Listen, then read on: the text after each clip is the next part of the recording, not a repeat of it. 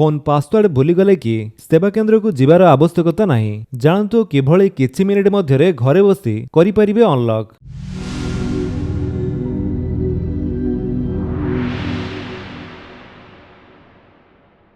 आजिकाली phone आम जीवनर सबुठारु गुरुत्वपूर्ण अंश पलटिछि।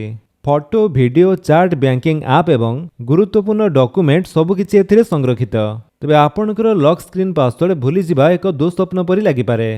किंतु भल खबर हेउछि जे आपणको लंबा सर्विस सेंटर धाड़ी रे अपेक्षा करिबाकू पड़िबा नाही। किछि सरल पदक्षेप साहाय्य आपण आपणको घरे बसी आपणको फोन अनलॉक करि परिबे। जदि आपण एक एंड्रॉइड फोन व्यवहार करंती तेबे गूगल साहाय्य करि परिबो। जदि आपण बारंबार भूल पासवर्ड प्रवेश करंती तेबे आपणको फोन आपणको पासवर्ड भूली गले किंबा पैटर्न भूली गले बोली कहिबो। एही विकल्प को क्लिक करिबा द्वारा आपण आपणकर गूगल अकाउंट व्यवहार करी आपणकर फोन पुनः सेट करि परिबे। केवल सेही समान जीमेल आईडी सहित लॉगिन करंतु जहा पूर्वरु आपणको फोन सहित जड़ित थिला।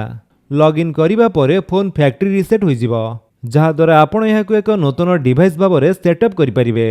मने रखंतु जे एही प्रक्रिया आपणकर पुराना डाटा को डिलीट करि पारे, तेणु बैकअप नबा अत्यंत जरूरी। जदि आपणको फोन रे माय डिवाइस फाइंडर सर्विस चालू अछि तेबे आपण अन्य जेकोसी स्मार्टफोन किंबा लैपटॉप रु आपणको फोन को अनलॉक किंबा संपूर्ण भाबरे रिसेट करि परिबे।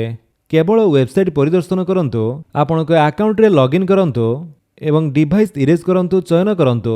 एहा पासवर्ड को हटाई देबो एवं आपणको फोन को नूतन परि पुनः आरंभ करिवो।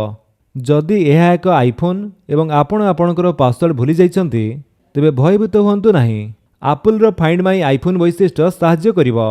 अन्य एक डिवाइस रे iCloud.com खुलंतु एवं आपणको एप्पल आईडी सहित साइन इन करंतु। ऑल डिवाइसेस अंतर्गत आपणकर आईफोन चयन करंतु एवं इरेज आईफोन उपरे क्लिक करंतु। एहा आपणको फोन अनलॉक करिवो एवं आपणको एक नूतन पासकोड सहित सेटअप करिबाकू अनुमति देबो। किछि लोक कंप्यूटर अनलॉक टूल मध्य व्यवहार करंती। अनेक phone brand official PC software app प्रदान करंती जहां आपणको आपणको फोन रिसेट करिबाकू अनुमति दिए। एही पद्धति टिके यांत्रिक, किंतु एथिपई सेवा केन्द्र को जिबार आवश्यकता नाही। एहा पुनरावृत्ति न हेबा पई आपणकर पासवर्ड लेखि रखिबा एवं एहाकू सुरक्षित रखिबा किंबा गूगल पासवर्ड मैनेजर व्यवहार करिबा गुरुत्वपूर्ण। एहा सहित ओटीपी आधारित बैकअप अनलॉक, फिंगरप्रिंट एवं फेस अनलॉक भली विकल्प गुडी को सेटअप करिबाकू निश्चित करंतु। तो फ्रेंड्स, ये थिला आपनको पई किछि अपडेट। जदि आपनको अपडेट भल लागिस तले आपण वीडियो को लाइक कर दियंतु, आपनको सांगनक भितर शेयर करी जणांतु।